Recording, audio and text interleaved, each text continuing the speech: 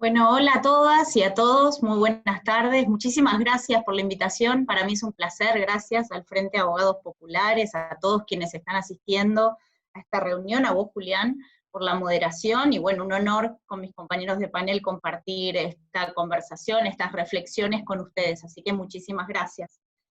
Bueno, el tema de mi exposición tiene que ver con violencia de género y responsabilidad del Estado. De actualidad, el registro de femicidios de la Corte Suprema de Justicia de la Nación correspondiente al año 2019, que se publicó hace pocos días, indica una base de 268 femicidios correspondientes a ese año.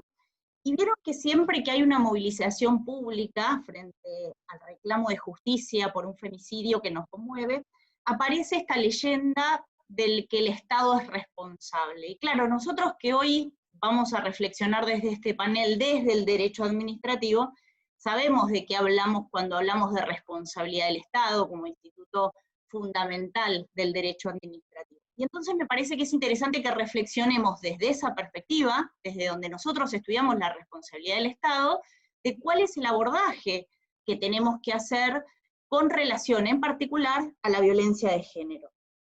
Porque bueno, nos interpela a reflexionar qué respuestas podemos dar desde el derecho en general y desde el derecho administrativo en particular a este flagelo, a esto que también, como sabemos, es una pandemia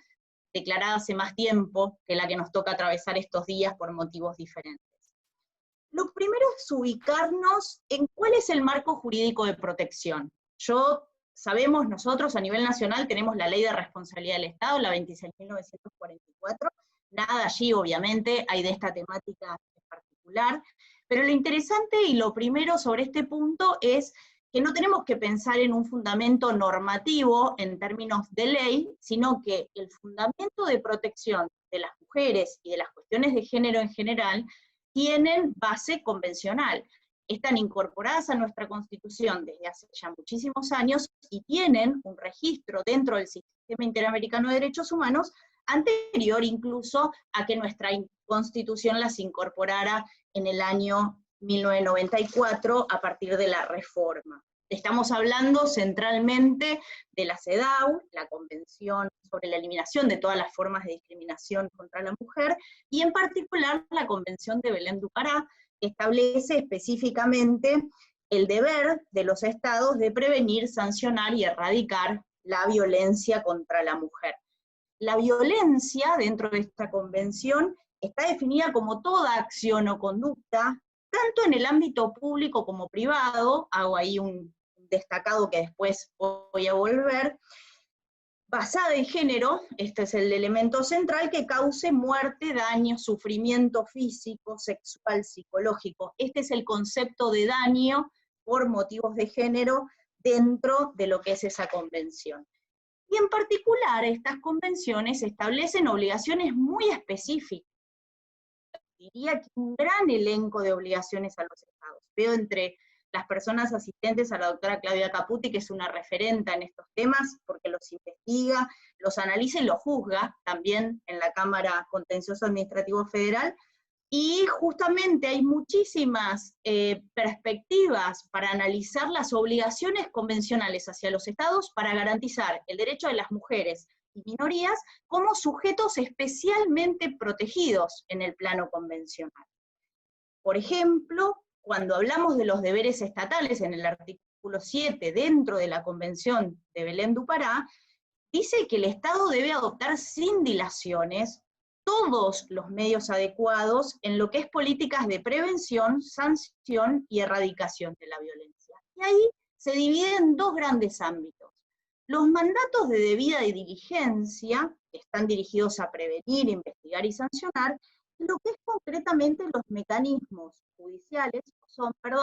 y administrativos de acceso efectivo a un resarcimiento y a una reparación, a lo que conocemos en ese ámbito específico como una compensación justa y eficaz. Es decir que, si yo focalizo en los daños a las mujeres o disidencias, obtengo una protección convencional específica de rango convencional, incorporado a nuestra Constitución, que ya me funda la responsabilidad del Estado en estos temas, tanto en materia de prevención, mandatos de debida diligencia, como en lo que hace al concreto aspecto resarcitorio de los daños que se ocasionen por este motivo.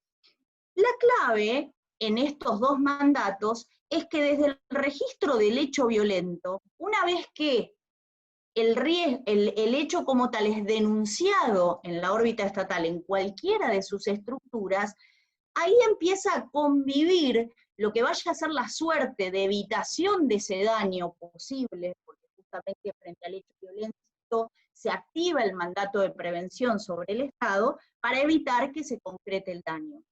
Y ahí digo, aparece esto de que el Estado, a partir de que conoce ese riesgo, va a responder si no puede evitar que se suceda un daño desde ese riesgo que ya se le expuso. En esto, la Corte Interamericana, en el caso María da Peña, que fue un caso célebre, bueno, tristemente célebre por el tema de la violencia de género al que fue sometida esta mujer en su ámbito doméstico durante muchísimos años, que lo que dice la Corte es que el Estado lo que manifestó es un patrón general de negligencia y falta de efectividad en la evitación del daño, muerte de la mujer o daños a su integridad física. Con lo cual ahí, por más que estemos hablando de daños, que en la mayoría de los casos se dan en un ámbito íntimo doméstico, hay responsabilidad del Estado, no solamente por el daño consumado, sino también por el incumplimiento de los mandatos de diligencia, de debida diligencia, previos a ese daño. Entonces, lo que nos tenemos que preguntar desde la perspectiva que estamos estudiando es, ¿cuál es el estándar de protección exigible al Estado?